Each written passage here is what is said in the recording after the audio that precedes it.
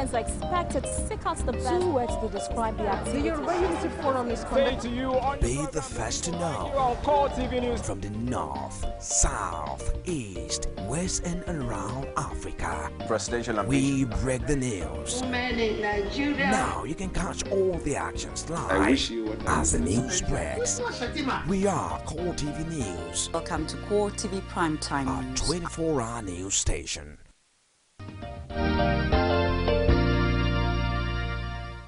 Glad to have you join us again. It's Core Digest Thursday. I am Nifemi Oguntoye. Earlier, we showed you the rowdy session at the House of Representatives, and it's all about the use of the military during the electoral process, especially the rescheduled 2015 general elections. My producer, Emmanuel Ajayi, was in town yesterday to find out the pulse of Lagosians actually about whether the military should be used for elections or not. Let's find out what he got for us. Seeing the soldiers around will create more fear in the minds of the electorate. So we are used to the policemen. Seeing them around is not our problem. So they are more friendly. There will not be rigging and all that. Seeing soldiers alone, people will be like scared of doing all the stuff. Although they have drones underneath, but I prefer soldiers. Everybody in Lagos, they do respect soldiers compared to policemen. As you can see in Lagos, as in people believe that policemen will take bribe, but a soldier man is well respected in Lagos right from time. The soldiers will be good than police, because you know in this country people they fear soldiers a lot more than the police. I prefer soldier because soldier will know how to calm things down better than the police. Soldiers they must be serious more than police. They will not tolerate any nonsense. But police, you know, police. Somehow the people can attack police. People don't fear police in more of Lagos here. But army, they fear army more than police. You're supposed not to use soldier because we are not at war. This is a democratic era, not military era. So we need to use police because they are more civil to us, as in they are friends to us. You're supposed not to use soldiers because we are not at war. Why do you say the military should not come? Who's going to provide the security? We all agree in Nigerian elections, they cut away ballot boxes. How are they going to control them? Everybody wants to be a winner, nobody wants to be a loser. Let the military be the security on ground. The decision of the court is right regarding the use of military in an election. This is democracy. The military as an institution stands on its own. The need for military to involve in an election in any state like US and part of any country is not to be involved immediately. But if there is any problem, any challenge, any conflict or controversy, they can come in. The need for military to involve at this point is not so. One, what is the role of police? The people that are supposed to involve is the police, who are trained to be civil. But when involving the military, you are not putting much load on the military. Then I will ask again, what then is the role of the mobile police force? They were being trained to stand on alert in case of any emergency. By making military to involve in politics, it's giving them a lot of tax. We have a lot of challenge in the northeast and many parts of Nigeria. They should be ready available for those challenges ahead. Their major role is to external defense of this country. Okay, that's from Lagos, and in the course of the show this morning, we'll also open the phone lines to find out the pulse of Nigerians outside Lagos. I'm joined now in a live studio by WILCOX, public affairs analyst. Thank you very much for finding time to join us today. Thank you very much, Nifemi, and it's nice to be in your studio again. It looks like some people would prefer soldiers, you know, to the Nigerian police force during elections. I think people really don't understand the context of security practices in any modern or civil nation or society. Every civil nation in the world places high premium, high value to their military. Okay. And the military is not what you deploy at every at every whims and caprice of the hands of whoever that is in power. You know, the military is an institution that is set apart for maintaining, for defending the country against external aggressions. Okay. Now, and maintain stability within the system. Now, the job of internal security is that of the police. It's squarely that of the police in every civil societies. I've never seen the military being abused the way it has been abused in our country. The military of any nation, it's like the might and the strength, and so you don't ridicule it. And at every point in time, they are just you find them carrying out policing duties that ordinarily the police should do. But when it comes to election, yes, isn't the perception of the electorate also matters a lot? Because when you see Nigerians say, it looks as if we respect this average soldier man more than the policeman. How did we get to this level? What brought us to this level? Now, by God's grace, I have grown up enough to witness a lot of elections in this country, right from 1979. Yes, 1979 I was still very young, but I witnessed election in this country in 1979 to 1983. I never saw the military being deployed the way, or being I would not say being abused the way it is being done now. Now, I also witnessed election in 1993. That I participated in the 1993 election. And then it is also the function of the police to maintain stability. Now, in 1999, the same thing. Now, it came to 2003. And we must put this focus very, very straight. It's in 2003 that ex-President Joe Obasanjo used the military for the first time, aggressively used the military for the first time in the Southwest, in order to coerce and bring the Southwest under his command. Remember, the Southwest was AD, predominantly AD. So he was the first to deploy the military for election duties in the Southwest. It was not even general in the whole country. It was in the Southwest, meaning the Southwest, that it started. And of course, when you lay a bad example, you don't expect another person to come and, I'm benefiting from that example. You don't expect, in our climb, where people throw morality and caution to the wind, you don't expect the next person to come in and say, okay, no, what this man used to benefit and say, let me not use it. And so it becomes that this present administration now expanded it, like we saw in Ekiti election. Now we had election in Edo. The military were only deployed at strategic positions. They were not visible. They were not that visible as we saw the flagrant deployment in Ekiti and Osun election. To the point that even in the Osun election, the SSS has to deploy it. What are we turning Nigeria to? But apart from the constitutionality of all of this, we're also looking at the efficacy. If at a point there are opinions that the police are compromised, during election. Yes. And then we saw in Anambra, for instance, the efficacy of the Nigerian soldiers. We saw it in Edo, in Osun, in Ekiti, which many have ascribed to a large extent the success of the electoral process. Yeah, and you're also aware of the scandals that came out, the fallout scandals of Ekiti. We've not had that at Osun. We also had the scandal that even though the governor and some people tried to screen themselves, some people some people who still have a little bit of moral, like Senator Omishore came up and said that tape was true.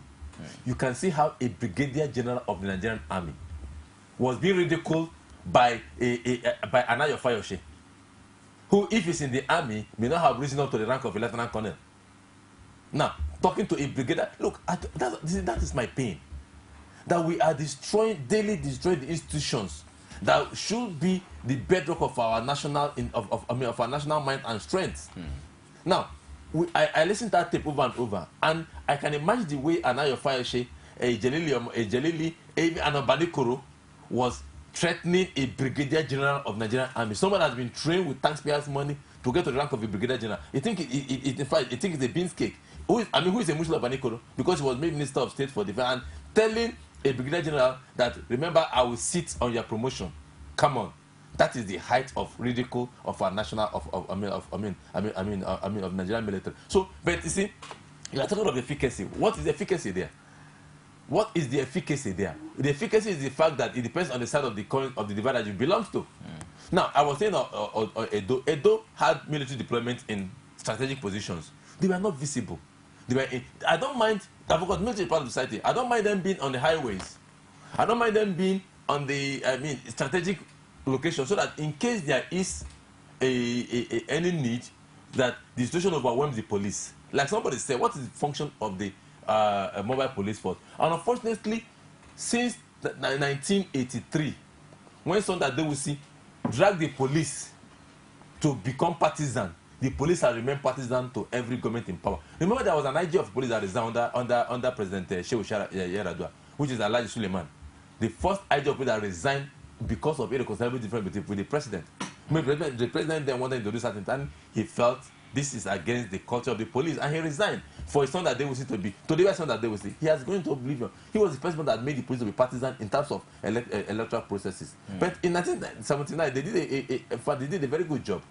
Due to 1999, at least there was still some partisanship better, but you saw them do a very good job. You saw the police do a very good job that brought up this democracy. So, if the police institution can purge themselves of partisanship, purge themselves of corruption, purge themselves of ineptitude, purge themselves of inefficiency, and then get the right material, the right mix, Nigerian police is still active and capable of maintaining every kind of sanctity on an election, on electoral processes. But you know, the issue has always been the independence of the security agencies. Would you say that they the structure and the system, the way it is now? That's what I'm telling you. You see, when something starts, it takes another person to be honest enough to say, let us stop this point and start, because everybody we're all opportunistic.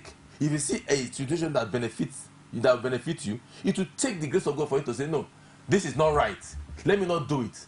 Now, we have all been craving, everybody comes, even analyst comes and say, oh, we should bring strong institutions, not strong persons. But every day, by our conduct, by our attitude, we are building stronger persons and stronger persons. Even the president today, even when people knew that this president is not doing anything, but because they want to propel his ego and massage it to a high level, everyone will still say, oh, he's the best. Even the governors, today, nobody will think the party of APC will criticize Governor Fashola, even though he does certain things wrong. And that is where those advanced democracies, or those people that will say civilized nations, are better than us. Because they see the truth, and they go for the truth, and then make their society better. As regards the use of military during an election, would you say that the decision or the verdict of the Court of Appeal on the June 21 Ekiti election that seemed to have criticized the use of military for that election, would it be enough to clear the clouds over this issue? No, it's not enough. We're in a society where we're like in a society where the rule of thumb reigns. And then I won't be shocked tomorrow that a general will come up and tell you and begin to interpret what the judge says and all that. I have not read the judgment. I've not read the judgment, so I don't know exactly what the judge says. But be it as it may, like I said, what gave rise to this hue and cry? I'm not sure that even the opposition party will be adverse to the fact that there should be military presence during elections. What gave rise to this was that massive deployment. Some people put the figures I didn't count, but some people put the figures at over 70,000 men and women deployed for a state like Ekiti. That is not. If you put it together, it's not up the size of Meduguri alone. And he deployed 70,000 men, and then he went to Osun. He even deployed SSS, hooded SSS men. We're not in war. For goodness sake, it's elections. We're not in war. For you to deploy, we have to have that massive deployment. Do you know the resources that was, because you pay them allowances on those election days, you take care of their accommodation, their logistics and everything. Do you know the massive the cost involved? And so that was grossly unnecessary. And now we've seen the fallout to the fact that those military men, commanded by that brigadier general, was sent there with a mission, because Banikoro said, I am sent for the presidency for a mission. I'm not here for a tea party. And I'm sent for a mission. That's what he said in that tape.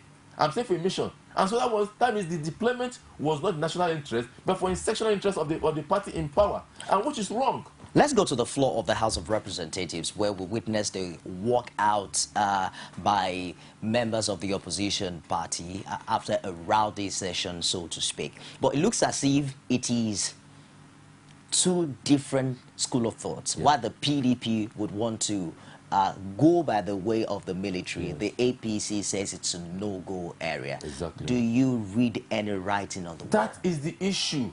Now, if somebody is telling you, I want the military to be there, means he has something to gain from having the military to be there. Now, the other man that I don't want the military to be there means he wants, because that has been the status quo. He wants, APC has been losing elections without the military. So, if they won only one with the military, which is Osun, and they still feel that was not necessary, then that means they are being more nationalistic than the PDP. And I'm not sure I'm saying it here. Why would the PD want military? Because the president is commander in chief and the president is in their party. They have every apparatus. They have every apparatus of them to control the military, and now they have they have politicized the military, and that is the most unfortunate thing. That the military will allow themselves to be politicized. I mean, even look at when the last chief of army staff was appointed. I don't have a problem with General Minima being appointed chief of army staff. But for you to retire 2 sets of generals, you know, to have a General Minima as chief of army staff, I think for me, it's not nationalistic enough. I mean, you should be able to. I mean, these are persons trained with the taxpayers' resources. These are persons. We need our military men. We need the backbone of our military men at that level to remember when you don't you throw caution to the wind and you just retire people just simply because you want a particular person to be at the helm of affair. Then you are not being nationalistic. You are being sectional. You are being political. You are being tribalistic. And it's not fair for the nation. Let's open the phone lines very quickly so we can get opinions from viewership. But you recall that this particular indictment is across the board. The same way some will say that the military is at the beck and call of the federal executive. It's probably the same way others will say that commissioner of police are also at the beck and call of the governors across the state. And you know that is not true. You know that is not true. The case of AIG, current AIG Mbu, and Rotima Mechi. Probably that was just an exception. That was not an exception. There's no way Governor Fashola will wake up and call the Commissioner of Police and give that directive. The Commissioner of Police is not under the Governor. The Commissioner of Police takes instruction from the IG of Police. Now, even now through the AIGs, they have created so many layers. So there is no way the police can never be at the beck and call of any sitting governor. The federal government controls the apparatus of security. The SSS, the police, even up to the, what do you call them? The civil defense. Just they a minute. are all under the apparatus of the federal government. Let's get to the phone line. Hello, good morning, Tochukwu. Hello, good morning, Barada. You're welcome to Call Digest. Please go ahead with your contribution.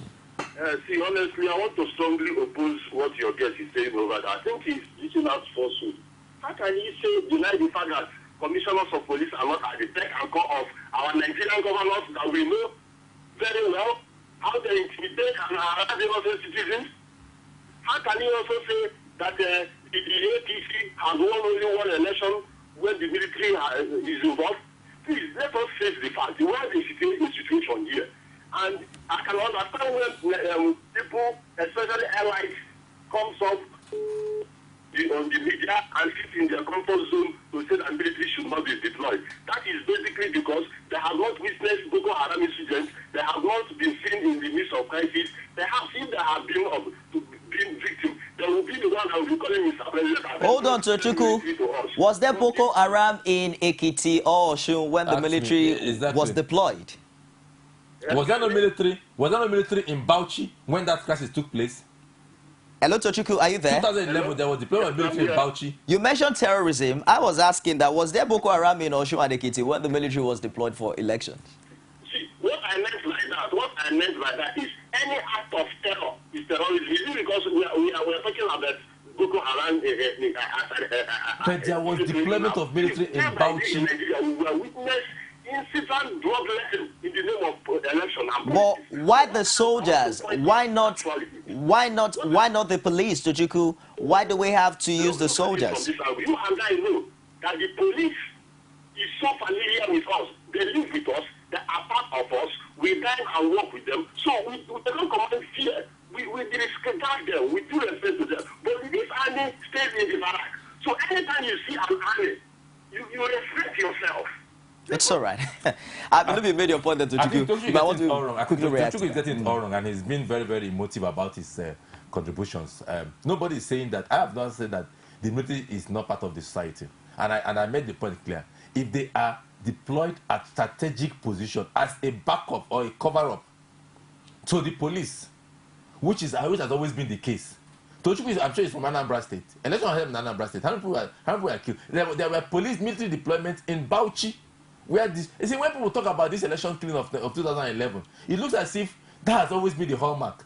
And nobody has been able to investigate properly. It is sad that the parents of those people who were killed today do not know the truth of how and who killed their children. And people are just here making inflammatory statements. The military were there. They were deployed in the streets of Bauchi when that thing had took place. So why did they quell it? Why did this thing happen? Now, post-election, pre-election, was that not the, I mean, look at what happened in Okrika. Was there no military around there in River State? And how can Tuchku tell me that he's aware that governors have control over, does he have the constitution in his hand? That or does he not know that the police rules? That, yes, you might have an interaction. Interaction does not mean command. You might have an interaction. The interaction does not mean command. And if you are a governor in a party that is at the center, you can have access to the commission of police and do whatever you want to do. Hello? Let me take this call. Hello, good morning. Hello, good morning. Welcome to Call Digest. What's your name? My name is Mohammed. I'm calling from Abuja. Good morning, Mohammed. Go ahead with your contribution, please. Good morning. Good morning, Mohammed. Mohammed, go ahead. We can hear you. Yes, I want to thank your guest sitting there with you for all his comments, his sincere comments. Okay.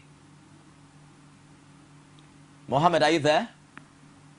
Yes, I'm there. Please go ahead with your contribution. Go ahead, please.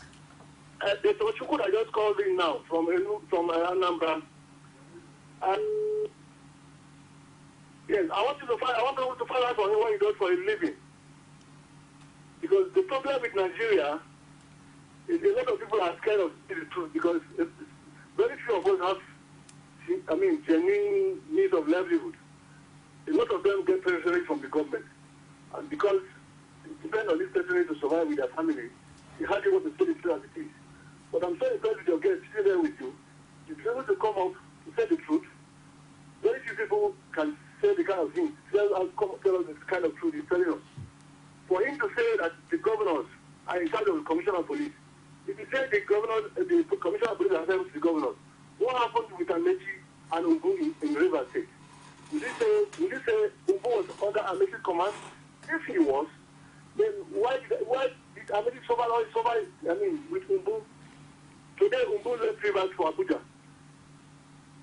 Today we don't know what happened next with the next election.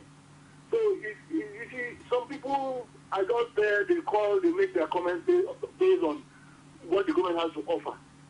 Because they don't have sort of depend on government. They are portfolio contractors. They are billionaires who don't have office. It's all right, Mohammed. Thank you very much for your contribution. I'm sure that Tochukwu will call back so that he can tell us what he does for a living, because that's a great allegation against Tochukwu. I'm sure Tochukwu is a very responsible Nigerian. I'm sure he has a good means of livelihood, and he follows this program very sequentially. But I think we must lay the facts bare on the table. I'm not just here to massage anybody's ego. I'm a chartered accountant. I'm not looking for a job from any government. I've never asked for one before. I've never had a boss, not even a boss when I was in university from government. So I've always been myself, made myself. And I'm not here to insult or abuse or accuse anybody. I have always been myself, and I do my things the way I should say it, the way I see it. I don't pedal it, and I'm not insultive. I'm not rude. I'm not castigating anybody. I'm just being what I am, and I can give you the fact. I follow the trend in this country clearly, and I can give you the facts. I can give you dates. I can give you times. I can give you every details you want in any position I'm taking. But let's quickly do an X-ray. Oh, Tochukwu is back online, so let's give him some minutes to respond to those accusations. Tochukwu, please go ahead.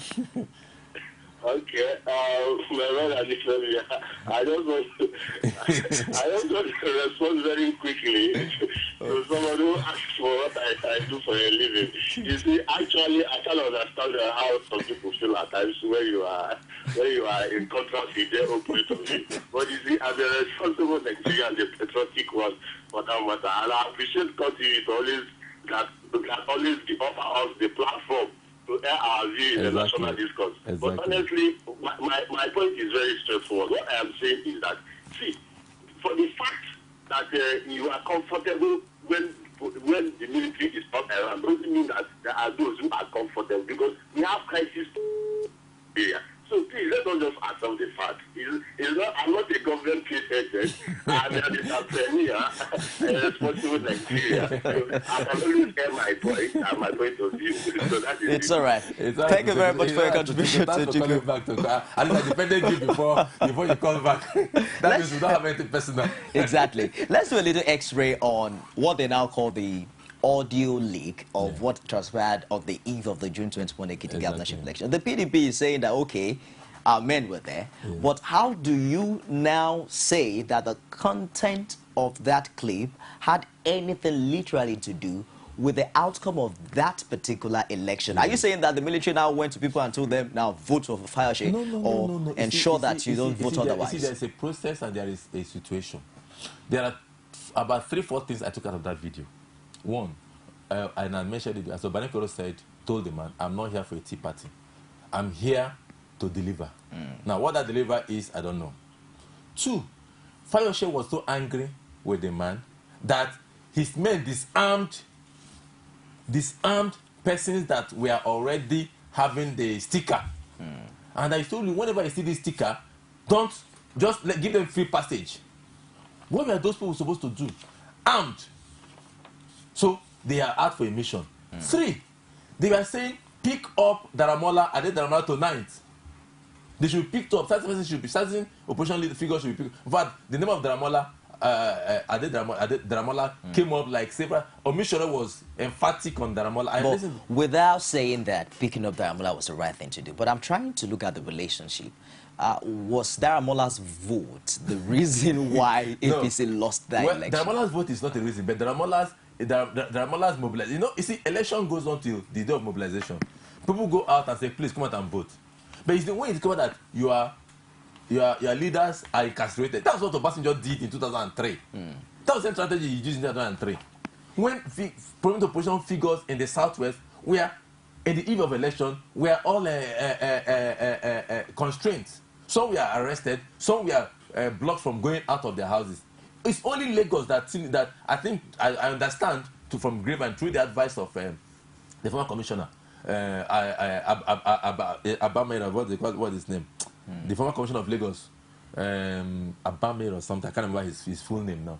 I think and later Hige that advised Obasanjo against going against certain places because you know what Lagos is about. But in the other southwestern state, Oyo, Ogun, and other places, all they are picked up. And of course, when you discover that your leaders are all incarcerated, it's either you don't come out to vote, you are scared that you will be picked up, or there is one. It's the intimidation tactics. It may not generally have altered the result of the election significantly. But at least when the process is compromised at any point in time, especially by the security agencies, then that credibility of that election becomes suspect, and that's what happened in Ekiti. I'm not saying that the people that have voted, but of course, how elections being rigged. You deny some people voting opportunities. You fill up ballot boxes and all whatnot. You declare results that never existed. Let's take this call. Hello, good morning. Welcome to Call Digest. Hello. You're on to Call Digest. What's your name and where are you calling from? Hello. I can hear you. Can you? Yes. From Omotocho, KS 19 from Ekiti State. Omotocho, where are you calling from in Ekiti? Omotocho, KS from Ado Ekiti. Ado Ekiti, please go ahead with your contribution. Yes, because I'm of the opinion that the deployment of military is very important, taking into consideration the history of elections in Nigeria. Okay. Witness instances where innocent citizens were killed during elections. So we should not wait till violence erupts before we invite military. The situation on ground calls for it. So people who are saying we don't need it, I don't know the reason behind this. And in Ekiti and Osun State, we can say precisely that it was the military deployment that actually assisted the situation, because they said as physical deterrent to those people who might have perpetrated evil during the election. So the presence of military actually assisted the election. Everything went in order. So I think we need these people to serve as physical deterrents to people who might want to perpetrate one evil or the other. Why do you think that the Nigeria Police Force is inadequate to make that happen? No, people are used to them. They are right and street people. Police, they are doing their job. It's not that the military people will come and vote. I don't know how it will affect the prospective voters of APC. These people are there. It is not the people who are coming out to vote for APC. They are meant for. They are not meant for people who will come out to vote for PDP. It's all right. Meant for everybody. Let them not participate in the election process. They will be moving around, seeing how things are going on. That's all. It's all right. Everything went on smoothly. Thank you very much for your contribution. Well, let's quickly move away from that issue. Let me just make a little bit of point. Okay. You say the police are not used to us. Very soon, the military will be used to us again. He was in Ekiti, and yes, I say very soon, the military will again be used to. Will now become used to the military. You see, the whole time I've traveled to the United Kingdom, I have traveled extensively. It's only once I saw a military man in uniform on the streets. You don't see them. Probably that's a peculiarity in Nigeria. See them. And Nigeria, I mean, if we're looking for international best practice, then you don't abuse your military by making them open to the society, because very soon we'll get used to them. Then who will we call angels? Let's touch on some other issues, matters arising ahead the 2015 general election. Yeah. Of course, we showed in our opening remarks some market women who came out in solidarity for the former Minister of State for Defense, who was to be screened alongside 7 others for cabinet positions, but the Senate deferred the screening to another day. Yeah. But beyond the reality of that particular protest, many are also talking about the 11th hour appointment of certain ministers. What are your thoughts along that line? I think we're not ready to make a progress as a nation, sincerely speaking. As I say, these appointments are just job for the boys, and a way of wastages. Because at this time, this is like you say, it is the 11th hour, and you're adding additional. What are they going to do? What are they going to do that that whoever is supervising their ministers are not going to do? Again, 7 more. You are having 7 more ministers, 7 more PA, 7 more this, 7 more that, 7 more that, 7, and in multiples. And we are saying that the country is broke. Our naira is now 200. Is very soon get to 250 naira per to the dollar. The revenue profile is dropping, and every other thing is. I mean, every projection has gone haywire, and the government still want to be wasting money on ministers. You are supposed to have 36. The constitution recognizes 36 ministers. At least 1 per state, and that's 37. Already you have 49. So if the 7 is out, you have about 42. I don't know how many you have, 42, 40. But it's still above the 35, 6, 7 constitution you are allowed to have. So what is the need for it? For as far as there is absolutely no need for it. Whatever thing that can be managed now, this government has about 3 months to the expiration. To go. What will a minister come to do in 3 months, if not just job for the boys? And particularly the case of Obanikoro, I mean, he left the cabinet and then lost the nomination, and then the president, as a kind of pacifying measure for him not to rock the boat for Jimmy Agbaje, said he's going to reappoint him. To do what in 3 months? That is the question. To do what? Isn't 3 months enough for him to even settle down? What memo can he raise within? What can he start? Okay, he might be taken back to the defense ministry as Minister of for Defense. I say that 3 months is too little to make an impact on the ministry. Too insignificant to even raise a good memo. To sit down to even have a strategic thinking of what you want to do. What is 3 months? What are you going to do in 3 months? If not just job for the boys and then wastage of our natural resources. And sincerely speaking, with a man like Obanikoro, if it's in a civilized climate, that man should have honorable decline, because it is shameful. You lost an election in Lagos. You cry. You have hue and cry about the election. In fact, you were exposing PDP how they wanted to use the black boys at the toll gate to rig election. You exposed everything. You run your mouth so wide, exposed everything that was happening. What PDP plan to, how they plan to rig election in Lagos. With they those said boys, there are no permanent friends. With those boys enemies in I'm politics. coming with those boys in this. After saying that, and then I said that was not enough. The next day it was a Kittygate video, audio tape that came out, and you still want to go for in a country that is sane. I mean, what made this man to withdraw from what made this man to withdraw from confirmation? The one that was supposed to be the foreign secretary of Obama. What's her name now? I can't pick up the name immediately. But she has to withdraw. The one that was at the UN. That was at the UN. She has to withdraw over her handling or the statement she made about the Benghazi situation. She has to withdraw from that nomination. She didn't wait to go to the court, because at some point, when she knew the kind of violence that would come to her, she was not at Benghazi, but because of her handling of what happened in Benghazi as the UN spokesperson for as the UN ambassador of the United States, she has to withdraw. What made the former Senate leader that withdraw from being the Secretary of Health in the first Clinton administration. I can't remember his name, but he used to be the Senate leader in America. What made to withdraw? Tax that he didn't pay. He went to deliver a speech somewhere and he was paid and he didn't pay tax. According to him, he said he didn't know that his accountant didn't include that. But he withdrew. Simple things. And here is a man that has baggages. He was accused of, I accused him of rigging by-election in Ondo, in the Kutipupa area. He was accused of that election. He was there to rig the election in that place. And he failed. I accused him publicly. And then you now went to Kitty. And then you said you are not here for a tea party. You are here sent by government to come and deliver. And upon that is in the public space. But what would you say? You now lost election. You now lost an election in primaries, and then you after losing this election, you say you abused a body judge. You call him names. You said, oh, they are prepared to use the boys at the black boys at Tollgate to rig election. You expose every of the dirty secrets that you have already planned for. You will now still want to go and stand before a Nigerian Senate to be confirmed as a minister. Just a minute. What exactly can you identify to be the difference between the realities of this climb and then the system that operates in developed climes, so by people even resign before being brought to court? Is the order of the day. There is no room for mediocrity. There is no room for paddy. There is no room for identifying with failures or with persons that look. For you to hold a public office, that office is for trust. It's position of trust, and you must be morally for everything upright to hold that position. So if there's any stain on your credibility, you because you can't be confirmed. There is nothing like half measure. You can't be confirmed to hold a public office, and when you're holding a public office, and that is where you should have things work. Just a minute. Let's take this call. Hello. Good morning. Good morning. Welcome to Call Digest. What's your name? My name is Ahmed. Ahmed from where?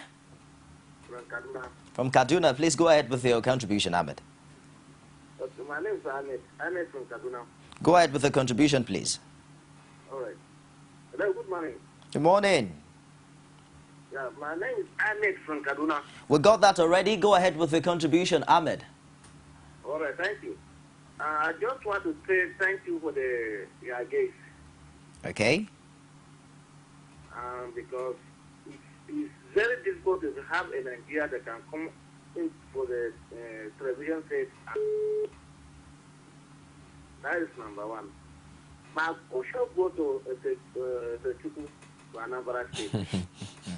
I don't know if the Chuku is a contractor.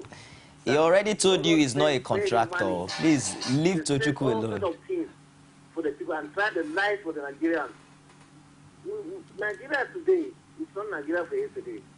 Everybody is aware of everything. So I want to advise the Chuku. He should go on and sell his spare parts, not to collect money from PDP and start selling life for people. Well, Tochukwu already said that he's not a contractor. He's not a contractor for the PEP. That he's an entrepreneur. And please don't take it personal on one of our very favorite callers on the show. Thank you very much for your understanding, Ahmed. Hello, good morning. Good morning. I've been calling since. Oh, sorry. Congratulations, you're here. What's your name and where are you calling from? My name is Senek. I'm calling from Lagos. From Lagos, please turn down the volume of your TV set and go ahead with your contribution. I've done that. Go ahead, Emeka from Lagos. Yes. Good morning, sir. Good morning. Good morning, Emeka. I would like to talk to your guest there. All right, go ahead, please. Please, I don't know, but when you are analyzing things, you look at the critical issue on ground and analyze it from that angle. Let me take the case of deploying military for this election. Look at the problem in the country today. Did you see the police force as capable of handling these issues? That is my first question. Number two, the so-called state that this present government has conducted the election, you look at ATP, you look at Oshun, you look at Edo and Anambra as a case study where this present government have deployed soldiers for election. Did PDP win in all those seats? That is my first question. We all know what is happening in the country today. Why this argument here and there? when problem comes out now, at the end of the day, we put it on the president's head that you are not ruling this country well. That is my argument with people like you. Deploying military, are they voting? Did they stop anybody from voting for APC, PDP, or whichever party? They are only there. Now, after that one, let's look at the case of Mbu, most of you are glaring at. The man said he will fight the troublemakers. If any responsible person will leave this at his home to vote for election, on election day, what is he supposed to do? Do your casting and go home. If you stay there as a troublemaker, you will be also dealt with as a troublesome person.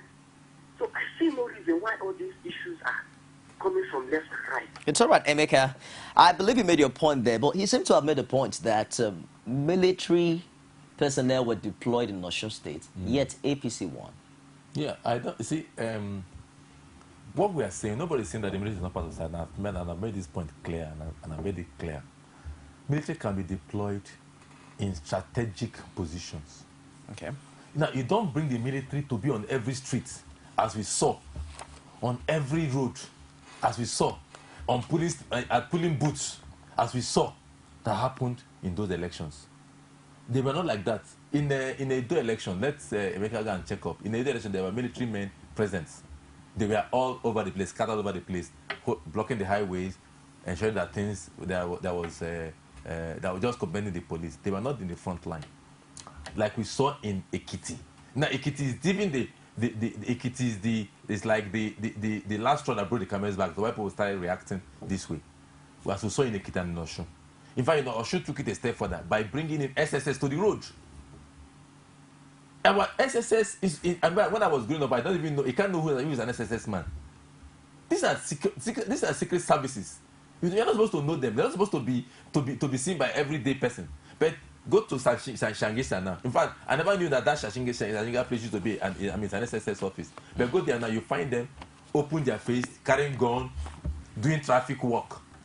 Along that corridor. That's not supposed to be. That's an abuse of the use of the military. Let's quickly take on other issues on the show today. Now, of course, there seem to be a school of thought criticizing the role of the opposition, especially in the light of success being recorded on the onslaught against Boko Haram.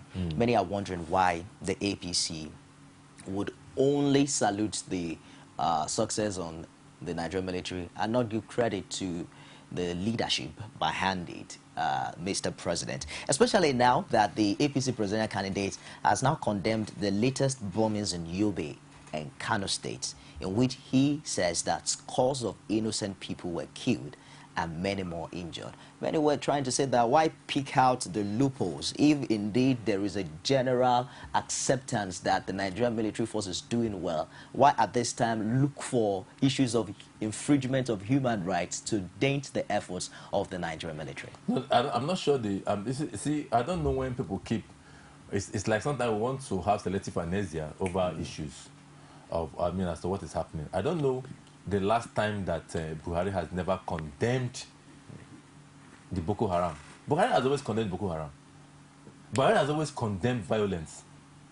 During the 2011 election, Buhari condemned, he said those who are perpetrating those violence are worse than even the election riggers. And that the security agency should bring them to book. So when people keep saying that Buhari has never condemned, I don't know if sometimes we have selective amnesia. Buhari has always condemned, even when Boko Haram, I'm sure through somebody, maybe it's one kind of kangaroo program, somebody nominated him as to lead the discussion against the government. But I said he immediately, issued a statement condemning that action and said he never knew these people, he can never talk for faceless people and all whatnot. I think what Buhari said sometimes was the fact that the army was conducting a genocide against innocent people in Meduguri. I think I can't paraphrase it properly. There was when even there was hue and cry in Meduguri and in all those areas that young people who do not have to do Boko Haram are being killed by the military. And of course, anybody should condemn that. Even when you're fighting insurgency, even in Pakistan where they're fighting insurgency, in Afghanistan, in Iraq, you don't just enter a place and start shooting everybody.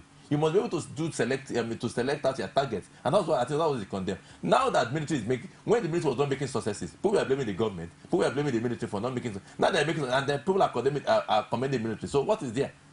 The president is sworn on oath that he's the commander-in-chief of the armed forces. I don't need to commend you for doing the job you are paid for. What about I'm not sure you have been. I'm not sure every day you live here, your MD calls you and is commending that, oh, Tony did well, tomorrow he didn't do well. Is you are paid to do that job. Okay? At the end of the month, you get a salary.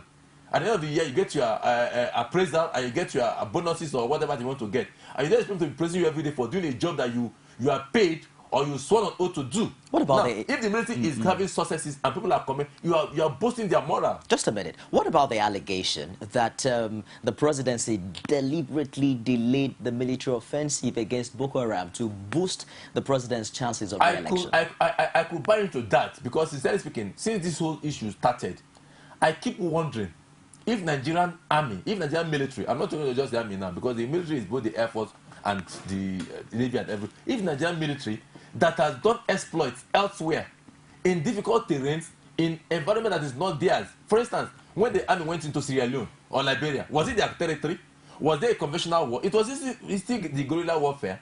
Which equipment did they use? And they did so, and within days or within months, they liberated Liberia, they liberated Sierra Leone. So if they could do that, and then in our own soil, where they knew, where they have more knowledge about, and they were not flip-flopping and they could not do anything. Soldiers are running in the face of Boko Haram onslaught. Soldiers are running back. So, Boko Haram was capturing Nigerian army equipment. Because I saw a video. In fact, I wouldn't have believed that is Nigeria if I've not seen a telephone number 073 something. I know how I know it's in one of the signboards at the filling station. I said, so I believe it was Nigeria. It was a Nigerian environment where Boko Haram went into where the Nigerian army stored their equipment, and then they carted away all the equipment. Are you aware? I saw that video and I shed tears. Are you aware of how grave these allegations are? Because what the APC is saying, in another word, is that the presidency intentionally was responsible for the death of thousands of Nigerians. Watch that happen because of sympathy votes. Look, what's the moral justification of that? But you see, from what has happened, that for 2 consecutive years there was state of emergency in the Northeast. 2 consecutive years. It was renewed 4 times before the House said no more renewal. There was state of emergency. And under that president, more damages were done. More wrong things happened. The insurgency felt out better. So if anybody is having such views, then I will not fault such views. Because the truth of the matter is that in this country, there are so many things that we don't know, and that they are not telling us the truth. Because if now, okay, you say give us this week to flush out Boko Haram, what new things came in? I'm not aware that you have the Air Force has been existing. Did we buy new jets? Now we have a regional force. Did we buy new jets? The Air Force. Why was the Air Force not? Because when I saw that in that video where those Boko Haram were advancing from all fronts, is that the duty of the Air Force to have taken up and then go and then create a deterrent bombing? I'm not a military strategist, but instead speaking, what has happened so far? Let me just take. If APC is saying that, then nobody should fault them completely, even though I may not know if it is right or wrong. Let's take about 2 or 3 calls, and we'll wrap it on the show this Thursday. Hello, good morning. Hello, are you there? I'm afraid you have to call me back. When you call in, endeavor to turn down the volume of your TV set so that we can do without the feedback distortion. Many at this particular point in time are not quite pleased with the kind of campaign process that is ongoing in Nigeria. Unlike the issue-based of developed climes, we have personal attacks, we have propagandas. It's either somebody's accusing someone of the other. How do you expect the Nigerian electorate to make qualitative choices at this time? Well, most of my electoral choices are based on sentiments and based on mundane considerations other than issues. So, of course, the processes are playing based on the psyche of Nigerians. Most of the political decisions are not really based on issues. They are like personalities. Some people that doesn't like Buhari, oh, he must not win. Some people that doesn't like Jonathan, oh, he must not win, and all that. Very, very few are based on social real issues. Because I tell you, if it is issue based, I've never even had the APC hammering on certain issues that I think they've been hammering on. Look at our naira. Election period, and your naira has lost about 40% of its value within a space of 2 months.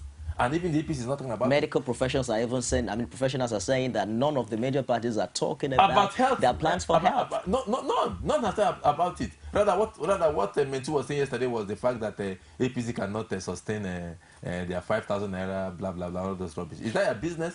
Your own is to tell people their own. APC is not bound to tell you everywhere they want to raise funds. And I tell you, and I want to tell Mentu, APC can, if a government can do, any government can do that. So let's just reveal that about 30 trillion was lost within a space of 4 years. That means lost income. There are a lot of opportunity to raise income in this country. If the hosts are plugged, our budget should not be the size of 4 trillion. Our budget should be like 10 trillion.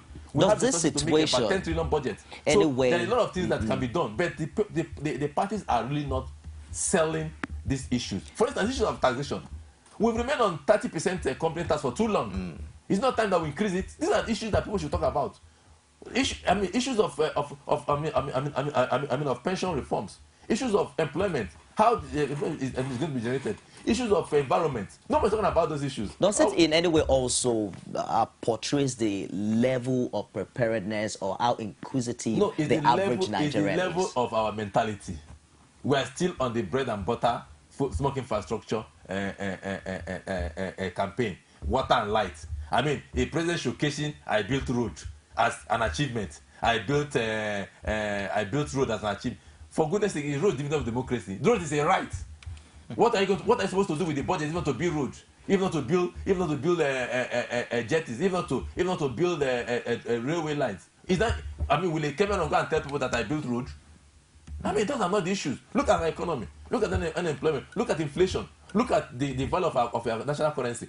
I said within a space of 2 months, Naira have lost about 40% of its value. And everybody just sitting down idle and looking at.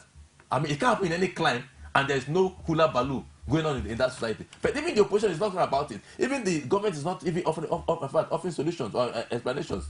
Is that a call that we should bequeath to our next generation? For me, I think it's not. Let's take this call. Hello, good morning. Hello, good morning. What's your name and where are you calling from? Yeah, my name is Fumilaya, and I'm calling from Akure. From Akure, please go ahead with your contribution, Fumilaya. All right. I have 1 or 2 things to say concerning the deployment of military during the election. Okay. Yeah. As a person, I'm not against the deployment of military during the election. In as much as they will help to facilitate more conducive environment. But then we need to juxtapose some things. First, we should understand that of military to an average Nigerian, especially in the remote areas, their persons usually constitute fear in the minds of people. Exactly. Most times, at the sight of military men with guns, people are usually scared of coming out to vote. So in a way, it may differentiate some people from going out to execute their civic rights. I see. Then also, I think they need to know if those people really knows what's happening in Nigeria. Because I'm from Ekiti, so I stay in Akure. But during the Ekiti election, I went down home to vote. And I can tell you things that I witnessed as a person. There was an assault on the TPO of one of the towns in Ekiti Southwest. The people was strapped by a soldier. 3 of them beaten up at the market square. I witnessed it. This is one of the things the military did on that they did for the election. It was in the evening. 2, at the barricade, usually they do barricades towards the entrance of each town and villages. Okay. Those barricades, when people can enter the barricades, you need to see the way they molest people. The military. So, now tell me, if these things are already on ground, how elections, do you think people will be confident enough to come out to vote? Exactly. Also, because I asked related to whether the military have compromised or not.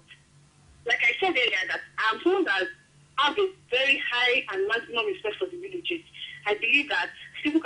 see Biden, unlike apologies to the police, unlike the police. But the case of Ekiti has shown us that we will not be right. It's all right. Funmilayo from Akure, thank you very much for your contribution on the show today. And you're going to be our last caller. I really appreciate your contribution. Well, let's tidy this thing. Yes, I think Funmilayo made a very, very good point. And speaking from someone who has a first-hand knowledge, and that's what we have said, it's not the job of the military, sincerely speaking, because, like she said, it will scare people away. Now the military is politicized, and so the tendency, if they want to side anybody, you can't even fault them. At least the police can resist the police. Let's study up this way. Even resist the military. And then you were talking about they are more hard. They are more high-handedness and everything. It's not their duty to be on electoral. You were talking about campaigns not being issue-based. Yes. How can the average Nigerians, the people called the electorate, demand for issue-based campaign? No, unfortunately, you can't. Unfortunately, the APC president candidate, who we thought will also take the opportunity of the 6 weeks extension to honor a debate, came out to say that it would not honor a presidential debate. One would have thought that that would also be a good avenue to hear them talk issues. What is the debate? Did you listen to the vice president? What is the debate? Debate is the question and answer. Look, this debate, as far as I'm concerned, does not add any electoral value. See an American debate, then you understand what a debate is. See a British debate, you understand what a debate is. Those debates are, as far as I'm concerned, they are question and answer. What are the issues in those debates? Those are not the issue. I think, you see, the issue is during your campaign. Like I see Governor Fashola doing a lot of discussions on his campaign. When it comes to talk, he says a lot of things that you will take home. If Buhari comes out to talk, he gives you about 4 points. I'm going to attack him, but he doesn't give you the how. But that is just the level they have gone. And because, like I said, Nigerian society has not gone to the point where we make election decisions based on our head knowledge. We make it based on sentiments, based on religion, sentiment, facial look. I remember when I contested election in the University of Port Harcourt as a senior union leader, a lot of people said they liked my picture. My picture was beautiful. They liked my picture. My opponent picture was not beautiful. People that voted for me said they liked my picture. Not even what I was saying. So those are some of the sentiments. Yeah, it's not uncommon in any society. But when a vast majority of the electorate of the population buy that, the undecided vote is maybe just like 10%, and it could be very insignificant. So until Nigeria begins to say, we now want people to come and let's throw away religion, sentiments, tribe, and all those things, and let us ask people what they can do for us. It's only then and then that we can now make the politicians to be on their toes. Even that they be on their toes, because they're no longer taking Nigerians for granted. A lot of things are going on now. A lot of issues are coming up now. A lot of plans and a lot of promises are being made. Unlike before, you just go to a campaign ground and shout PDP power, APC change. But now you see people saying a few things. Although it's not enough, we are taking it step by step. But I believe that by next election, by God's grace, Nigerians should purge themselves of those sentiments that are not taking us anywhere.